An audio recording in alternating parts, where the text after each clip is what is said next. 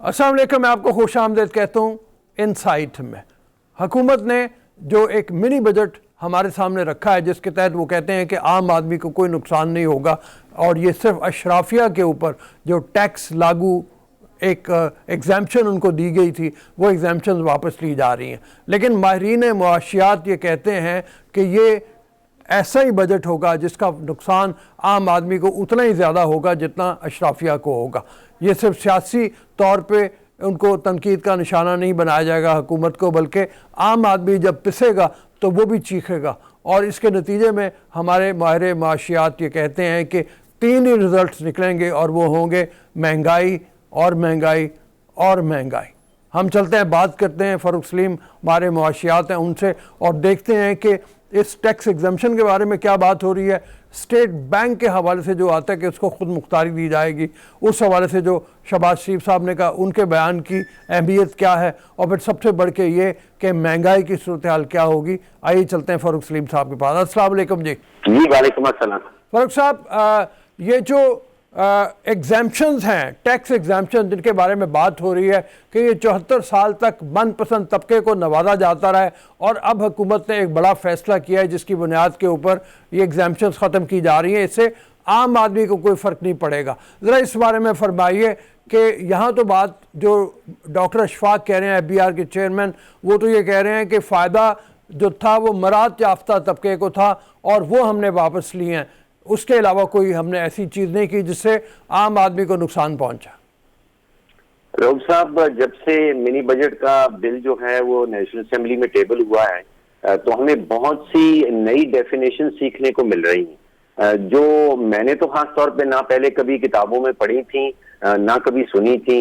अब हमें वजीर खजाना साहब जो हैं वो आम आदमी की एक नई डेफिनेशन बता रहे हैं। उन्होंने बताया कि जो टैक्स एग्जेम्पशंस विड्रॉ की जाएंगी उसके नतीजे में आम आदमी को कतन कोई फर्क नहीं पड़ेगा। अब मैं सोच रहा था, ढूंढ रहा था कि आम आदमी कौन है। अब इस एग्जेम्पशन जब विड्रॉ करेंगे तो अद्वियात की कीमत बढ़ेगी तो आम आदमी वो है जो अद्वियात इस्तेमाल नहीं करता। किताबों की कीमत बढ़ेगी तो आम आदमी वो है जो किताबें भी इस्तेमाल नहीं करता। सोलर पैनल्स की कीमत बढ़ेगी, अगर आप इंटरनेट इस्तेमाल करते हैं उसकी कीमत बढ़ेगी। अंडे सब्जियों की कीमत बढ़ेगी, दही मक्खन देसी घी की कीमत बढ़ेगी, सोलर पैनल्स की कीमत बढ़ रही है। तो आप ये 8 या 10 आइटम जो मैंने आपके सामने रखे, आप इनको इस्तेमाल करना बंद कर दें, आप इंटरनेट बंद कर दें, आप सोलर पैनल कतन नहीं खरीदें, किताबें खरीदना बंद कर दें, बीमार हो जाएं तो अद्वियत ना लें, तो फिर तो आप आम आदमी बन गए, फिर आपके ऊपर इनका कोई असर नहीं होगा। अगर आप ये चीजें इस्तेमाल कर रहे हैं तो फिर आप आम आदमी की डेफिनेशन में नहीं आते, फिर आप वो जो मनपसंद का लफ्ज इस्तेमाल किया जा रहा है, या फिर आप एक खास आदमी हैं, यानी कि वो पाकिस्तानी जो अद्वियात लेंगे, जो किताबें खरीदेंगे, जो लैपटॉप खरीदेंगे, वो आम आदमी नहीं है, वो खास आदमी। और ये जो 20% बात हुई कि दवाइयों की कीमत कम हो जाएगी बजाय बढ़ने के, इसके बारे में भी ये हुआ कि वो जो रिफंड होगा टैक्स, वो जब रिफंड होगा तो उसके नतीजे में 20% अद्वियात सस्ती होंगी। ये किस फार्मूला के तहत आ रहा है? देखिए, आपको याद होगा कि रिफंड का मसला जो है वो पिछले 10 साल से चल रहा है। जिन लोगों ने टैक्स जमा करवाया था हुकूमती खजाने में, वो पिछले 10 साल से रो रहे हैं कि हमें रिफंड जो है वो अभी तक मिला नहीं है। तो पहला इशू तो ये है कि जो मैन्युफैक्चरर हैं वो सारिफ से तो वसूल कर लेंगे। अब कहना यह है हुकूमत का कि वो 1 साल के बाद अपना टैक्स रिटर्न जमा करवाएंगे और फिर उसमें वो रिफंड जो है वो हुकूमत से दरखास्त करेंगे कि हमें रिफंड दे दिया जाए। वो मिलेगा या नहीं मिलेगा। लेकिन दूसरी बात मेरी समझ में ये नहीं आती कि अगर आपने वो पैसे हुकूमत में वापस करने हैं आपको, तो फिर पहले लेती ही क्यों है? मतलब क्या जरूरत पड़ी है कि आज मैं पैसे ले लूं और मैं आपसे वादा कर दूं कि जी मैंने आपको कुछ दिनों में ये वापस कर देने हैं, तो फिर आप शुरू में लें ही ना। ये बात भी बिल्कुल सही है आपकी।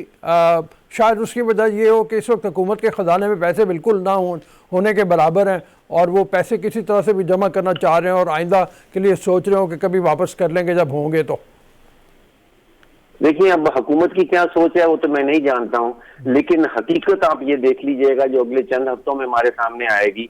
और पिछले कोई 74 साल की माशी तारीख भी ऐसी ही है कि अद्वियात की कीमत बढ़ जाएंगी, हुकूमत चाहे ये कहते रहे कि जो मैन्युफैक्चरर हैं उनको हम साल के बाद या कुछ अरसे के बाद जो है उनकी रकम जो है वो रिफंड कर देंगे। अभी तक जो टेक्सटाइल के एक्सपोर्टर्स हैं पिछले 8 से 10 साल तक 10 साल से वो रो रहे हैं, और वो कहा जाता था कि कोई अमाउंट जो है वो 500-550 अरब रुपए के ऐसे रिफंड हैं जो हुकूमत कह रही है कि उसने रिफंड करने हैं, जो मैन्युफैक्चरर कह रहे हैं कि हमें मिलने हैं, लेकिन वो रिफंड हो नहीं पाए। बिल्कुल आपने सही कहा। अच्छा ये फरमाइए कि शहबाज शरीफ साहब और बाकी अपोजिशन लीडर ये कह रहे हैं कि ये वायसराय की गवर्नमेंट दोबारा हम पे मुसल्लत होने वाली है, कि स्टेट बैंक को जो खुद मुख्तारी दी जा रही है उसके तहत ये होगा कि IMF का बनाया हुआ गवर्नर यहाँ पे वायसराय बल्कि एक यहाँ पे बैठा होगा जो हम पे हुकूमत कर रहा होगा। इस बारे में फरमाइए कि ये कैसे मतलब क्या इतनी ज़्यादा जो होगी पावर उसके पास चली जाएगी कि वो मुल्क का एक नया हुक्मरान हमारे ऊपर आ जाएगा? रऊफ साहब, मैं समझता हूँ कि शहबाज शरीफ साहब भी खालिसतन सिर्फ सियासी तनकीद कर रहे हैं, सियासी ऑपोजिशन का एक उन्होंने महाज खड़ा किया है। देखिए, सेंट्रल बैंक जो हैं, जो जैसे हमारा स्टेट बैंक है, दुनिया भर में उनके पास 3 से ज्यादा जिम्मेदारियां नहीं होती। वो आपका शरई सूद का तयन करते हैं, वो मनी सप्लाई की तयन करते हैं कि कितने पैसे नोट छापने हैं, कितने नहीं छापने, और जो बैंकिंग सेक्टर है उसको वो रेगुलेट करते हैं। और मैं समझता हूं कि अगर इन 3 शोबों में उसको स्टेट बैंक को आजादी और खुद मुख्तारी दे दी जाए, अगर सियासी मुदाखलत ना हो कि शरई सूद क्या होना है, अगर सियासी मुदाखलत ना हो कि मनी सप्लाई कितनी होनी है, तो ये पाकिस्तान के और पाकिस्तान में रहने वालों के माशी मुफाद में है। जितनी भी देखिए, इसके ऊपर बहस जो दुनिया भर में है वो 1962 में शुरू हुई थी।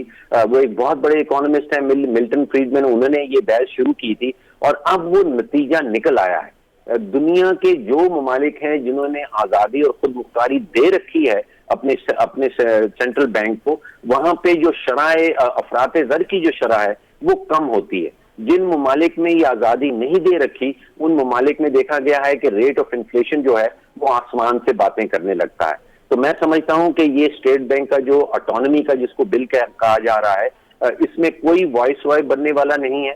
देखिए, जो सबसे बड़ी ताकत है टैक्स लगाने की, जो सबसे बड़ी ताकत है हुकूमती अखराजात करने की, वो स्टेट बैंक के पास नहीं होती। स्टेट बैंक के पास सिर्फ वो 3 ताकतें हैं जो मैंने आपके सामने रखी, और अगर उन 3 ताकतों में आजादी और खुद मुख्तारी मिल जाती है और स्टेट बैंक को ये गारंटी मिल जाती है कि उसमें सियासी मुदाखलत नहीं होगी, तो ये पाकिस्तान के मुफाद में होगा। अच्छा, ये तो हो गया। ज़रा ये फरमाइए कि वैसे तो जो जैसे हम बात कर रहे हैं महंगाई का, तकरीबन तमाम तबकात ताजरों के जो हैं वो कह रहे हैं हम हड़ताल पे जा रहे हैं। नईम मीर साहब जो ऑल पाकिस्तान ताजर एसोसिएशन के चेयरमैन हैं, उनका भी बयान आया कि हम हड़ताल पे चले जाएंगे। फैसलाबाद से भी बहुत से लोग ये कह रहे हैं कि हमें हड़ताल पे जाना है, हमें ये मंजूर नहीं है, हुकूमत इंसिस्ट कर रही है। इसी में एक इंसिस्टेंस उनकी कारों के हवाले से भी है, और वो ये कह रहे हैं कि ऑन मनी जो है वो उसको हमने कम करना है, और उसकी बुनियाद के ऊपर अब जब कार ट्रांसफ़र होगी तो उसका टैक्स हमने बढ़ा दिया है, लिहाजा कारें सस्ती होंगी। ज़रा इस बारे में भी फरमाइए, क्या वाकई कारें सस्ती होने जा रही हैं? रऊफ साहब, मेरा इल्म जो है वो तो इस बारे में बड़ा रिस्ट्रिक्टेड है। मुझे मालूम नहीं कि कारें सस्ती होंगी या कारें महंगी होंगी, लेकिन मैं ये आपको जरूर बता सकता हूं कि 22 करोड़ जो आवाम है उसमें से तकरीबन 3 या 4% लोग ऐसे हैं जो अपनी पूरी जिंदगी में कभी कारें खरीदते हैं या कारें बेचते हैं। तो ये आम आदमी का मसला रियली नहीं होगा। 95% आबादी ऐसी है जो कार ना खरीदने के काबिल है, ना उसके पास रिसोर्सेज हैं। 22 करोड़ का ये मुल्क है, और यहाँ पे तकरीबन 2 करोड़ के करीब कारें जो हैं वो रजिस्टर्ड हैं, और बहुत सारे खानदान ऐसे हैं जिनके पास 1 से ज्यादा कारें हैं। तो आप समझ लीजिए कि वो 4-5% पॉपुलेशन से ज्यादा बड़ी आबादी नहीं है जिनके पास कारें हैं या जिनका फिक्र है कि कार महंगी होगी या कार सस्ती होगी। ये आपको अगर याद हो कि जब हुकूमत से सवाल पूछा जाता है कि आटा जो है वो 35 रुपए किलो बिक रहा था 3 साल पहले, और अब वो 70-75 पे क्यों चला गया है, तो उसके जवाब में हमें ये बताया जाता है कि ये पिछले महीने हमने 22,000 कारें बेच दी। हाँ नहीं, बिल्कुल ऐसे ही है, बल्कि पिछले महीने ऐसा भी हुआ कि मोटरसाइकिलों की तादाद में भी कहा गया है कि खातिर खा इजाफा हुआ है, बहुत ज़्यादा ख़रीदी गई हैं, जिसे हम इकनॉमिक इंडिकेटर्स की बात करते हैं कि हमारे यहाँ कितनी ज़्यादा फलाह के काम हो रहे हैं एक तरह से देखा जाए तो, जिसकी बुनियाद के ऊपर आवाम मुआशी तौर पर मजबूत होते चले जा रहे हैं। ये फरमाइए कि कोई टैक्स, ये जो ये एग्जाम्पशंस हैं या ये जो मिनी बजट है, इसमें कोई बेहतरी की सूरत भी नज़र आती है, या एक तो हमें फौरी तौर पे ये हुआ कि जो टैक्स अहदाफ या दूसरे अहदाफ हमें IMF के लिए रखे गए थे, उनमें कल एक बात हो गई कि 4 रुपये पेट्रोल की कीमत में इजाफा हो गया फौरी तौर पे, जिसको बढ़ा के भी 30 रुपये तक लेके जाना है। तो आवाम तो अभी इसी से निकल नहीं पा रहे कि ये एक और धचका जो है ये लगा है उनको। रऊफ साहब, अगर आप नंबर्स को देखना चाहते हैं तो तकरीबन 350 अरब की ये जो टैक्स की एग्जम्पशंस की फिगर है, देखिए ये 350 अरब रुपया हुकूमत ने इकट्ठा करना है। अब वो कोई मरीख के रहने वाले लोग तो नहीं है जो इनको टैक्स देंगे, ये आपने और मैंने ही देना है। अब वो किसी को दिल पसंद कह दें, किसी को आम आदमी कह दें, टैक्स ये 22 करोड़ पाकिस्तानियों से इकट्ठा होना है। इसके अलावा कोई 200-250 अरब का एक इजाफी टैक्सेस का पैकेज है, और इसके जो तीसरी चीज है इसके अंदर वो तकरीबन 200 अरब रुपए की कटौती है जो हमारे पब्लिक सेक्टर डेवलपमेंट प्रोग्राम है, जो तरक्याती बजट है, उसको कम करना है। अब जो पिछला सेंसस हमारे सामने आया था उसमें ये बताया गया था कि पाकिस्तान में लगभग 3 करोड़ खानदान रहते हैं। तो ये मिनी बजट का जो है ये तकरीबन 600 अरब रुपए का टोटल पैकेज है। तो आप समझ लीजिए कि एक खानदान औसतन हर पाकिस्तानी खानदान के ऊपर 20,000 रुपए का ये इजाफी बजट, इजाफी जो बोझ है वो अगले 6 महीने में आने वाला है। इसमें जो आपने बिजली की रकम कही वो शामिल नहीं है। जिस रफ्तार से बिजली बढ़ाई जा रही है उसमें जो हमारा वादा है IMF के साथ वो कोई 910 अरब रुपया इजाफी इकट्ठा करना है बिजली की बिलों की मद में। फिर पेट्रोल का आपने जिक्र किया, वो 4 रुपए महीने हर माह हमने बढ़ाना है, उसका तकरीबन 80 अरब रुपए का इजाफी बोझ जो है वो अवाम के ऊपर पड़ना है। तो 20,000 रुपया औसतन हर पाकिस्तानी खानदान के ऊपर मिनी बजट के नतीजे में इजाफी बोझ पड़ेगा, जिसमें बिजली का इजाफा और पेट्रोल का इजाफा जो है वो भी शामिल नहीं है।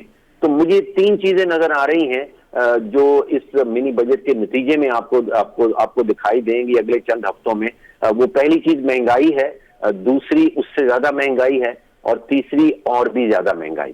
Thank you very much Farooq Salim. हम चलते हैं कराची एक ब्रेक के बाद और ज़रा देखते हैं कि नस्ला टावर के साथ और कितनी इमारत ऐसी हैं जिनको खाली कराने या गिराने के अहकाम दिए गए हैं, और इसके आइंदा आने वाले दिनों में कराची नहीं बल्कि पूरे पाकिस्तान पे नाजायज़ तजावुज़ात के ऊपर क्या असरात पड़ने वाले हैं।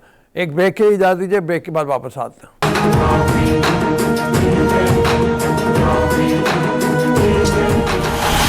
Welcome to the show after the break. Karachi में नस्ला टावर के गिराए जाने के बाद बहुत सी इमारत ऐसी हैं जिनका मुस्तकबिल मखदूश नज़र आता है। सवाल ये पैदा होता है कि क्या इन वाक़यात के बाद, सुप्रीम कोर्ट के ऐसे सख्त एक्शन के बाद, क्या कराची में चाइना कटिंग, इमारतों पे नाजायज़ तामीरात, प्लॉटों पे कब्ज़े, ये मामला ख़त्म होंगे या नहीं होंगे? क्या छोटी छोटी जगहों से लेकर बड़ी बड़ी जगहों तक जो नाजायज़ तामीरात की एक भीड़ लगी हुई है उनके ऊपर से कोई मामलात ऐसे किए जाएंगे कि जिसकी बुनियाद के ऊपर लोग मना हो जाएं, और कराची में भी आप ये कहिए कि एक सुकून का सांस लिया जा सके, और कराची में भी ऐसी इमारत में कमी लाई जा सके जिनको नाजायज़ कहा जाता है। इस हवाले से हम बात करते हैं। Kashif Munir, bureau chief Karachi public news के हमारे साथ हैं। अस्सलाम वालेकुम काशिफ। जी वालेकुम सलाम। ज़रा एक तो ये फरमाइए कि नस्ला टावर के गिराए जाने का इम्पैक्ट क्या आपको नज़र आता है? कराची में बेशुमार इमारतें ऐसी हैं जो नाजायज़ तौर पे बनाई गई हैं, और फिर बहुत सी ज़मीन ऐसी है जिसके ऊपर कब्ज़ा हुआ है। ये काबज़ीन जो हैं इनको कोई असर पड़ेगा? देखिए, इसके 2 पहलू हैं रऊफ साहब। अगर आप नस्ला टावर के गिराने की बात करें तो जो नस्ला टावर है वो कराची की मेन आर्टरी पर है, शाहराह फैसल पर। तो यहाँ से गुजरने जो लोग ऑफिस से वापस जाते हैं उनकी बड़ी तादाद देखती है कि नस्ला टावर जो है वो अब तेजी से गिर रहा है। अभी भी इसको गिरने में भी काफी टाइम लग जाएगा, लेकिन बात में अगर आप ये बोलें कि नस्ला टावर गिरने के बाद कराची के अंदर सूरत हाल आज के दिन में बेहतर हो गई है, तो मैं थोड़ा इस पर इत्तफाक नहीं करूंगा आपसे। आज भी कराची के अंदर बहुत सारे इलाके ऐसे हैं जिसमें गैर कानूनी तामीरात आज भी जारी हैं। जब मैं और आप बात कर रहे हैं, आज भी गैर कानूनी तामीरात जारी हैं। जो बहुत सारे रिहायशी इलाके हैं उसमें आज भी पोर्शंस बनाए जा रहे हैं। यानी आप देखें कि 120 गज का मकान हो, 200 गज का हो, 240 गज का हो, जहां ग्राउंड प्लस वन की परमिशन थी और लोग वहां पर सिंगल फैमिली रहती थी, आज वहां तोड़ तोड़ के मुख्तलिफ पोर्शन बनाए जा रहे हैं, 4 मंजिला, 3 मंजिला, और उसके अंदर जो है वो इतने छोटे छोटे फ्लैट नुमा घर बनाकर दिए जा रहे हैं और वो मुस्तकिल बन रहे हैं। यानी कि आपको ऐसे लगे कि कराची में काम रुक गया है, तो ये काम तो नहीं रुका है। अब आ जाए आप दूसरी तरफ, जो हाई राइज बिल्डिंग्स है, वहां लोगों में डर बैठ गया है कि अब जो ये जमीनें, जो बिल्डिंग्स बनी है, ये सही है, लीगल है, इलीगल है, क्योंकि उनकी बुकिंग हो चुकी है, बड़ी तादाद में लोगों ने पेमेंट दे दी है। इसकी एक मिसाल आपको तिजोरी हाइट्स मिलेगा जो मुकम्मल तौर पर गिर चुका है। इसके अलावा सिंध हाई कोर्ट ने एक बिल्डिंग जो है जो सदर के अंदर है, मक्का टावर, उसको भी जो है वो गैर कानूनी जो है वो करार दिया है। इसके अलावा और जैसे आपने तारिक रोड का जिक्र किया आपने इब्तदाइये में, उसके अंदर भी जो है आपको दुकानें, क्या कहते हैं, दीगर चीजें जो है वो आपको, उसकी भी आपको बात नजर आएगी, क्लब्स की बात नजर आएगी। तो कराची के अंदर बड़े पैमाने पर अगर आप बस्ती के अंदर चले जाएं तो वहां पर मैदान खत्म हो गए हैं, बड़े पैमाने पर चाइना कटिंग हुई है, वहां पर आज भी बिल्डिंग्स बनी हुई है, घर बने हुए हैं। अब इसका इम्पैक्ट आने वाले दिनों में क्या होगा, ये बहुत अहम सवाल है, क्योंकि ये तादाद सैकड़ों में नहीं है, हजारों के अंदर है। अच्छा काशिफ, ये बताइए कि एक तरीक़ेकार कब्जा करने का ये होता है, और जिसकी एक मिसाल यहाँ पे दी गई कि खाली प्लॉट देखा और उसके दरमियान में कोई इबादतगाह बना दी और उस इबादतगाह के आसपास फिर आपने कब्जा कर लिया, इसको भी कंडेम किया है। इसकी इंपॉर्टेंस क्या लगती है आपको? देखिए जी, ये मामला तो है, मतलब ये सिर्फ कराची का नहीं है, ये पूरे मुल्क के अंदर है ये सूरत हाल, कि अगर आपने जमीन पहले या मजार बन जाता है, या यहाँ तो बताया गया कि कब्रें बना दी जाती हैं, मसाजिद जो है वो इस हवाले से जो है, ये कोई ढकी छुपी बात नहीं है। लेकिन अब सवाल ये है कि इस हवाले से सुप्रीम कोर्ट ने रिपोर्ट मांगी है, जिसका आप जिक्र कर रहे हैं तारिक रोड के हवाले से, इसकी अब रिपोर्ट जो है वो जमा कराई जाएगी। इसकी एक और मिसाल आपको किडनी हिल पार्क के अंदर भी दिखाई देगी, उसके अंदर भी इस तरह की सूरत हाल है। तो जो कब्जा करने की सूरत हाल है उसके मुख्तलिफ पहलू हैं, और कब्जा करने वाले कोई एक दिन में कब्जा नहीं करते हैं, वो आहिस्ता आहिस्ता इस तरह करते हैं, और खाली उसमें भी आपको इंतजामिया की सपोर्ट दिखाई देती है। ऐसा नहीं होता कि वहां पर इंतजामिया जो है वो सब, इसकी आपने मिसाल जो है वो एडमिनिस्ट्रेटर कराची की आपने सुप्रीम कोर्ट में पेशी के दौरान भी देखी होगी कि आपको वहां भी सियासत जो है वो होती हुई दिखाई देती है। जो हुक्मरान जमात है सिंध के अंदर, आप सईद गनी के जो है वो मुख्तलिफ बयानात देख लें, आपको सियासत होती हुई दिखाई देगी कि इन लोगों को बेघर कैसे करें। तो सवाल ये उठता है कि जब ये लोग इन जगहों पर कब्जा कर रहे होते हैं, अपनी तामीरात बना रहे होते हैं, वहां पर आप कराची के अंदर, मैं आपको जो मिसाल देता हूँ रऊफ साहब, कि आप अपने घर के ऊपर दूसरी मंजिल बनाने चले जाएं, आप अपने घर के आगे कोई अपना कमरा एक्सटेंड करने चले जाएं, दूसरे दिन आपके पास एसबीसीए का इंस्पेक्टर आ जाता है, आपसे पैसे लेकर चला जाता है। तो ये नहीं, तो दिखता नहीं है, दिखता सब कुछ है, लेकिन पैसों से सारा काम हो जाता है। तो जो सियासत कर रहे हैं उनको पता है कि उन्होंने पीछे क्या सूरत हाल की हुई है, और इस तरह की सूरत हाल आज भी जारी और सारी है। अच्छा ये फरमाइए, यहाँ पे जब आपने बात की कि पैसे लेके चले जाते हैं, बहुत ज़रूरी ये है कि जिस वक्त कार्रवाई हो तो ऐसे लोगों के ख़िलाफ़ भी कार्रवाई हो। नसर टावर के बारे में जो जिन लोगों ने उसकी इजाज़त दी, नक्शे मंजूर किए, उनके हवाले से सुप्रीम कोर्ट का ऑर्डर तो है कि फौरी तौर पे उनके ख़िलाफ़ भी कार्रवाई होनी चाहिए। मुकदमा दर्ज हुए हैं या कोई गिरफ्तारी अमल में आई है ऐसे लोगों की? जी, इस हवाले से अब जो है वो कार्रवाई देखने में मिली है कि जो सिंध बिल्डिंग कंट्रोल अथॉरिटी का दफ्तर है, वहां पर छापे मारे गए हैं, एंटी करप्शन गई है, पुलिस गई है, कुछ लोगों को हिरासत में भी लिया है। लेकिन मैंने आपको बताया, नस्ला टावर एक इमारत है। होना तो ये चाहिए था कि नस्ला टावर के इस तरह के वाकये के बाद कराची के अंदर जो गैर कानूनी तामीरात हैं उसमें आप कहीं ना कहीं तो रुकावट देखते। लेकिन मैं आपको ऑन ग्राउंड सिचुएशन बता रहा हूं, अगर आप आबाद के लोगों से भी बात करें, जो association of builder and developers हैं, वो आपको खुद बताएंगे कि कराची में आज भी बड़े पैमाने पर गैर कानूनी तामीरात हो रही हैं, और उसमें कोई रुकावट नहीं आई है, क्योंकि ये पूरा सिस्टम पैसे खाता है। यानी ऊपर से लेकर नीचे तक सिस्टम में जो है पैसे जा रहे हैं। यानी उस जगह पर जहां पर रिहायशी मंजिल की इजाजत है, ग्राउंड प्लस वन की, वहां पर अगर 4-4 मंजिलों के पोर्शन बनाकर बिक रहे हैं तो वो कोई पैसे ले रहा है। यानी थाना लेवल से लेकर एडमिनिस्ट्रेशन लेवल तक हर आदमी पैसे ले रहा है, और ये काम जो है वो जारी व सारी है। जहां तक हाई राइज की सूरत हाल है, हाई राइज के अंदर भी आपको मुख्तलिफ तरह की सूरत नजर आएगी। जमीनों पर कब्जे हुए हुए हैं, जमीनों पर जो है वो चाइना गार्डन पार्क के कोने पर जो है वो जगह लेकर उस पर बना दिया गया है। तो अभी सूरत सुप्रीम कोर्ट का एक्शन एक लिहाज से सही भी है। यानी आप देखें कि कराची में जिसका जहां दिल करा तो उसने जमीनों पर कब्जे किए हुए हैं। बड़े पैमाने पर आज आप कराची का बच्चा किसी मैदान में जाकर नहीं खेल सकता। तमाम इलाकों से खेल के मैदान खत्म कर दिए गए हैं, वहां पर बड़ी बड़ी बिल्डिंगें बना दी गई हैं। तो ये बहुत सारे रफाई प्लॉट्स हैं जिनको खाली कराया जाना है ताकि मुस्तकबिल में कराची के जो बच्चे हैं उनको पार्क मिल सके, वो वहां पर जा सके। इसके लिए बहुत ज़्यादा ज़रूरी है कि कुछ गिरफ्तारियां और कुछ सजाएं भी हों। आप जैसे फरमा रहे हैं कि अभी कुछ छापे मारे गए हैं, लेकिन जब तक गिरफ्तारियां नहीं होंगी और जब तक के सज़ाएं बहुत सख्त नहीं होंगी, उसका कोई चांस कब तक आपको लगता है? या अभी ऐसा होगा कि बजाय इसके कि लोग बाज आ जाएं, लोगों का रेट बढ़ जाएगा और लोग और ज़रा पैसे लेके मंजूरी देनी शुरू कर देंगे? ये आपने बिल्कुल 100% बात की है, रेट बढ़ गए हैं। यानी ये आपने सारी बात जो है, आपने पूरी बात को जो है वो समराइज कर दिया।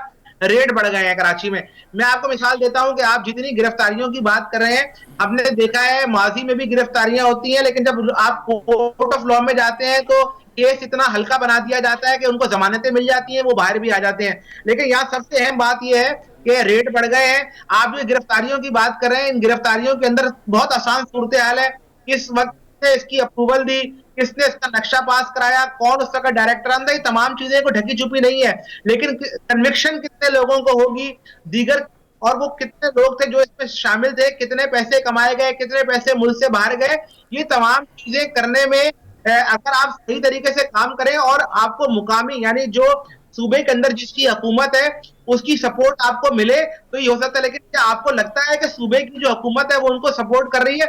इसमें बहुत सारे सवालिया निशानात हैं कि क्या पीपल्स पार्टी उन लोगों जो माजी में इस तरह की परमिशन दी गई हैं उनके खिलाफ कार्रवाई करने को तैयार है? इसमें जो है आपको आने वाले दिनों में इसको देखना होगा और इंतजार करना होगा। एक और चीज़ जो बहुत ज़रा काशिफ ज़रूरी है और वो ये है कि इन मसाइल को उजागर किया जाए, नस्ला टावर के मामले को एक मिसाल बना के लोगों के लिए पेश किया जाए ताकि वो लोग जो आइंदा के लिए इन्वेस्टमेंट करना चाहते हैं, आप देखिए ना नस्ला टावर में एक बहुत बड़ी तादाद मुतासरीन की है जिनको पैसे मिलने चाहिए थे, जिनको अब तक नहीं मिले और वो दर बदर फिर रहे हैं। मुख्तलिफ चैनल्स के ऊपर हम उनको देखते हैं तो वो अपने वाजबात के लिए बेचारे जो है रोते धोते फिर रहे हैं और उनको कोई उनकी सुनवाई नहीं है, कोई सुनने को तैयार नहीं है।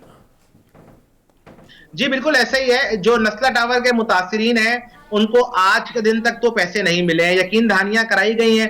अगर आज के दिन यानी हम अगर नस्ला टावर की जो जमीन की अगर हम बात करें, जो उसकी जो बिल्कुल वो लैंड है जो बिल्कुल जिसमें कोई किसी किस्म की गैर कानूनी सूरत नहीं है, वो करोड़ों रुपए की है। अगर आप ये देखें कि जो इतने मंजिला इमारत बनी है, अगर आप उसकी मिसाल यूं ले लें कि जब ये इमारत बनी होगी उस वक्त जो सरिये का रेट था वो तकरीबन 35 से 40 हजार रुपए टन था। आज सरिये का रेट 1,85,000 रुपए टन है। अगर आप वो सरिया निकाल कर मार्केट में बेचते हैं तो जितने का आपने नया खरीदा था उससे डबल जो रकम में वो उतरा हुआ सरिया बिकेगा। तो करोड़ों रुपए का तो आपका उसमें सामान निकलेगा, लिफ्टें हैं, खिड़कियां हैं, दरवाजे हैं, वो जो उसका मलबा है वो भी करोड़ों रुपए का है। तो जो मुतासरीन है उसकी रकम मिलना मुश्किल नहीं है, उसकी रकम बहुत आराम से निकल सकती है सारी सूरत हाल में। लेकिन बात यह है कि जिसने सारा काम करना है, कमिश्नर कराची ने इसको सारे सूरत हाल को देखना है कि तमाम मुतासरीन को पैसे मिल सकते हैं। ये मामला कितनी तेजी से किया जाता है, मुतासरीन को कब तक पैसे दिए जाते हैं, बजाय ऐसा लगता है कि मुतासरीन को पैसे मिल जाएंगे, तकरीबन मार्केट वैल्यू के लिहाज से मिल जाएंगे, लेकिन इसके लिए थोड़ी विल की जरूरत होगी ताकि मुतासरीन का नुकसान कम से कम हो। Thank you Kashif. आपने जैसे बात की कि अभी तक सिर्फ ये हुआ कि जो लोग नाजायज़ कारोबार में मुलविस हैं, जो ऐसी जगहों की इजाज़त देते हैं, उनका रेट बढ़ गया है। जहाँ तक मुतासरीन का ताल्लुक़ है, मुतासरीन नस्ला टावर को उनके पैसे मिल तो जाएंगे, लेकिन इसके लिए एक प्रॉपर एडमिनिस्ट्रेटिव सिस्टम बनाने की ज़रूरत है जिसके लिए कराची कमिश्नर को मुतहर्रिक होना पड़ेगा। हम उम्मीद करते हैं कि ये लोग दर बदर नहीं फिरेंगे, इनको इनके पैसे मिल जाएंगे, लेकिन साथ ही साथ गवर्नमेंट से भी ये तकाजा है कि ऐसे वाक़यात को प्रॉपर तरीके पे एडवर्टाइज़ किया जाए ताकि लोगों को मना रखा जा सके कि वो ऐसी इमारतों में इन्वेस्टमेंट ना करें जिनको नाजायज़ कहा जाता है। अभी जाइए एक ब्रेक के लिए, ब्रेक के बाद वापस आएंगे और ज़रा बात करेंगे पाकिस्तान के लिए 2022 में क्रिकेट के मैदान में बेपनाह मौके ऐसे मिलेंगे जहां पे पाकिस्तानी क्रिकेट को अपनी सलाहियतें आजमाने का मौका मिलेगा।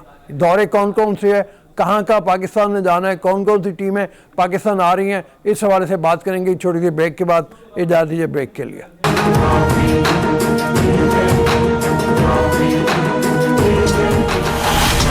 Welcome to the show after the break. हम बात करने जाएंगे क्रिकेट की। 2022 में पाकिस्तान ने बहुत सी क्रिकेट खेलनी है, 4 दफ़ा तो उसका हिंदुस्तान के साथ ही मुख्तलिफ टूर्नामेंट्स में मुकाबला होगा। इसके अलावा पाकिस्तान में ऑस्ट्रेलिया की टीम ने आना है, सबसे पहले तो PSL होना है, इसके बाद ऑस्ट्रेलिया की टीम ने आना है, फिर इंग्लैंड की टीम का भी दौरा मतवक्को है, उसके बाद न्यूजीलैंड ने फिर आना है आगे जाके। तो बहुत सारे मैचेस हैं, बहुत सारे टूर्नामेंट्स हैं जिनमें पाकिस्तान ने शिरकत करनी है, बहुत से दौरे हैं। ये परफॉर्मेंस कैसी रहेगी? पाकिस्तान जो इस वक्त एक आप उसको कहिए कि अरूज की तरफ जा रहा है, क्या ये अरूज बाकी रहेगा? किन किन प्लेयर्स को खुदाफिज कहना होगा और कौन कौन से एमर्जिंग प्लेयर्स हैं जो हमारी टीम में शामिल होंगे, इस हवाले से बात करते हैं। चल के इरफान ज़हीर हमारे साथ मौजूद हैं, स्पोर्ट्स एनालिस्ट हैं, एंकर हैं। अस्सलाम वालेकुम इरफान। वालेकुम सलाम सर, कैसे हैं? Happy new year. Happy new year आपको भी और तमाम देखने वालों को भी। और ये बताइए कि क्या पाकिस्तान के लिए भी ये हैप्पी न्यू ईयर होगा? पिछले साल तो क्रिकेट टीम ने बड़ा अच्छा परफॉर्म किया। ओवरऑल अगर देखा जाए तो हमारी परफॉर्मेंस ख़ास तौर पे जून के बाद से बहुत बेहतर रही है। शुरू के पहले हिस्से में साल की इतनी अच्छी परफॉर्मेंस नहीं थी, लेकिन उसमें बतदरीज इजाफा बेहतरी आती चली गई है। अब ये जो 4 दफ़ा तो हमने भारत के साथ शायद खेलना है, और फिर न्यूजीलैंड की टीम ने आना है, इंग्लैंड की टीम ने आना है, ऑस्ट्रेलिया की टीम ने आना है। ये परफॉर्मेंसेस आपको क्या रिपीट होती नजर आती हैं? कैसा लगता है ये साल?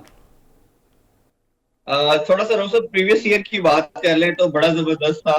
T20 में हमने वर्ल्ड रिकॉर्ड बनाया, 20 से ज्यादा मैचेस हमने जीते, और टेस्ट मैचेस के अंदर भी हमारी परफॉर्मेंस बहुत अच्छी रही। सिर्फ 2 टेस्ट मैच हारे, 4 जीते। फिर इसी तरह बात करें ODI के अंदर, अनफॉर्चुनेटली ODI पाकिस्तान ज्यादा खेल नहीं सका, और ODI के अंदर हमने 4 हारे और 2 जीते। और हमारी 2 बड़ी जो सीरीज थी वेस्ट इंडीज की और न्यूजीलैंड की, वो पोस्टपोन हो गई। तो हम सब जानते हैं, हम सब जानते हैं। तो उस लिहाज से देखा जाए तो बड़ा ही जबरदस्त साल रहा। बट ODI का मेरा मानना यह है कि ODI क्रिकेट भी एक ऐसी क्रिकेट है जिसमें आपका अच्छा परफॉर्म करना बहुत जरूरी है। टीम जो मोमेंटम गेन कर रही है बाबर आजम की कैप्टनसी के अंदर, अभी उसमें कुछ इंप्रूवमेंट चाहिए हमें। तो मुझे लगता है कि ओवरऑल हमारी सेटिस्फैक्टरी थी। दूसरी जो आपने बात की, इस साल ये बहुत पावर पैक किस्म का साल आ रहा है। 2022 जो स्टार्ट हो चुका है, इसमें बहुत क्रिकेट है। स्टार्ट हमारा PSL से है, फिर ऑस्ट्रेलिया ने आना है, फिर उसके बाद मोस्ट लाइकली वेस्ट इंडीज का दौरा है, फिर वर्ल्ड कप है, फिर इंग्लैंड ने भी आना है, न्यूजीलैंड ने भी आना है। तो बहुत ज्यादा क्रिकेट इसमें होगी। उसमें आपको देखना यह है कि काफी ज्यादा आपको इससे लड़कों को फिटनेस के ऊपर मेरा ख्याल है काम करने की जरूरत है। जब क्रिकेट आपकी ज्यादा होती है तो फिटनेस सबसे ज्यादा इंपॉर्टेंट रोल प्ले करती है। तो मेरा ख्याल है कि एक बड़े क्रिकेट सीजन आ रहा है, सारों को उसकी प्रिपरेशन बड़ी जबरदस्त करनी पड़ती है। जब आपने फिटनेस की बात की है तो यूँ लगता है जैसे इस साल में कई प्लेयर्स को हमें खुदाफिज कहना पड़ेगा। शुएब की बात हो रही है, हफीज़ की बात हो रही है, और अब तो आबिद अली की भी बात हो रही है कि जिनके दिल का मामला हो गया, उनको स्टेंट डाले गए हैं, शायद इस हार्ट कंडीशन के साथ वो कंटिन्यू ना कर पाए। तो क्या ऐसा ही है? जैसे पहले आपने शुएब मलिक और हफीज की बात की, मेरा ख्याल है आपने बिल्कुल ठीक बात की। और दोनों ये क्रिकेट जो खेलते हैं वो T20 क्रिकेट खेलते हैं। ODI टेस्ट तो ऑलरेडी के लिए खत्म हो चुकी है, और हमने इस वर्ल्ड कप के अंदर परफॉर्मेंस देखी तो बहुत आउटस्टैंडिंग किस्म की नहीं थी, सिवाय शुएब मलिक की एक इनिंग्स की। और शुएब मलिक का हमें मानना यह है कि यूए की कंडीशन में अच्छा खेलते हैं, बाहर दूसरे कंट्रीज के अंदर वो ऐसा अच्छा नहीं खेलते।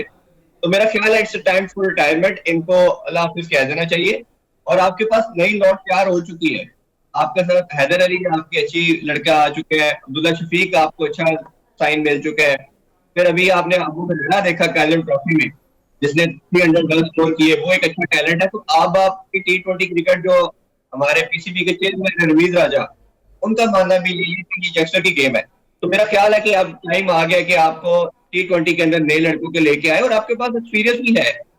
आपके पास देखिए काफी एक्सपीरियंस भी लड़के भी काफी टाइम से टीम के साथ चल रहे, रिजवान है, बाबर है, तो काफी कॉम्बिनेशन बना हुआ है। मेरा ख्याल है कि आपकी बात बिल्कुल ठीक है। दूसरा लास्टली आपने आबिद अली का पूछा। आबिद अली का अपनी लेवल पर कुछ कहना मुश्किल है कि अभी कितना चलेंगे, करता है कि लेके चलते हैं। जैसे एग्जाम्पल हमारे पास गेल की है ऑलरेडी, तो हमने देखा कि वो बाउंड्री खड़े रहते हैं, ज्यादा फील्डिंग में भी हमने देखा ज्यादा एक्टिविटी कर करते हैं। तो आपको तो ये देखना पड़ेगा कि उनकी आपकी बिल किस तरह की है। मेरी जहां तक बात उनसे हुई, काफी एनर्जेटिक है, मोटिवेटेड है कि मैं खेलना चाह रहा हूँ। बट आप बात तो ठीक है कि इस तरह की मेडिसिन के साथ आपकी फिजिकल एक्टिविटी को उस तरह इंटैक्ट करना बहुत मुश्किल हो जाता है, क्योंकि आपका जो खासतौर पे स्टेमिना की बात आती है हार्ट पेशेंट के लिए, वो बहुत मुश्किल हो जाता है मेंटेन करना। तो एक बहुत बड़ा टास्क होगा उनके लिए इंटरनेशनल लेवल को कंप्लीट करने के लिए।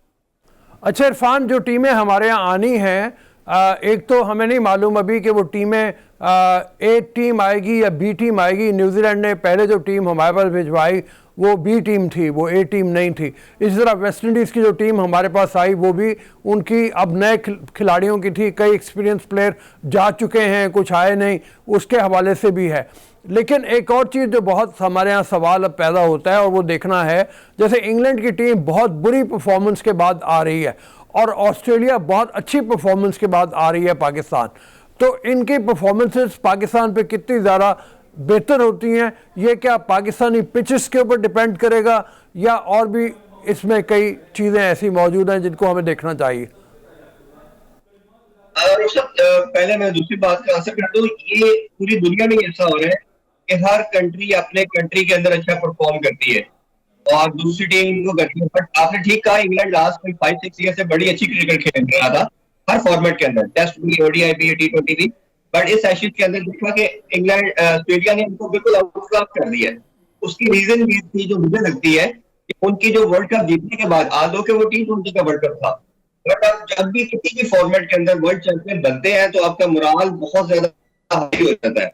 आदो के इंग्लैंड ने भी वर्ल्ड कप जीता हुआ, बट ऑब्वियसली रिसेंट जीता हुआ T20 वर्ल्ड कप ऑस्ट्रेलिया ने, तो उनका बॉडी लैंग्वेज, उनका इम्पैक्ट हमें नजर आया एशेज के अंदर भी कि वो काफी ज्यादा उनका मोराल नहीं था। और जिस तरह की परफॉर्मेंस उन्होंने दी, इंग्लैंड को बिल्कुल वन साइडेड उन्होंने मैचेस हरवाए। अभी तक तो तीनों मैच उन्होंने बिल्कुल वन साइडेड जीते, तो बिल्कुल ये बहुत बड़ा फैक्टर है। अभी सिर्फ एक भारत की टीम मुझे ऐसी नजर आ रही है रिसेंट 1 ईयर के अंदर, हम देखें कि जो हर जगह जाके जीत रही है। उन्होंने ऑस्ट्रेलिया में भी सीरीज जीती, उन्होंने इंग्लैंड में भी, अभी तक वो एक मैच रहता है उनका, बट वो जीती हुई है, और साउथ अफ्रीका को भी पहला टेस्ट हरा दिया है। तो ये भारत एक ऐसा ओपोनेंट के तौर पे जरूर हमें क्रेडिट देना चाहिए कि वो ऐसी क्रिकेट खेल रहे हैं कि वो दूसरे कंट्रीज में भी जाके खेलते हैं। दूसरी बात आपने जो की कि हमारे पास आके वो कितना टफ टाइम देंगे, आपकी बात से मैं 100% एग्री करता हूँ कि सारे मेन प्लेयर नहीं आएंगे इनके। पहले भी जब न्यूजीलैंड आई थी तो उनकी बी टीम आई थी, और अभी ऑस्ट्रेलिया की ये जो मेरे तक न्यूज है वो यही है कि उनके मेन प्लेयर में आने से उन्होंने रिजर्वेशन शो की है, तो मेन प्लेयर नहीं आएंगे।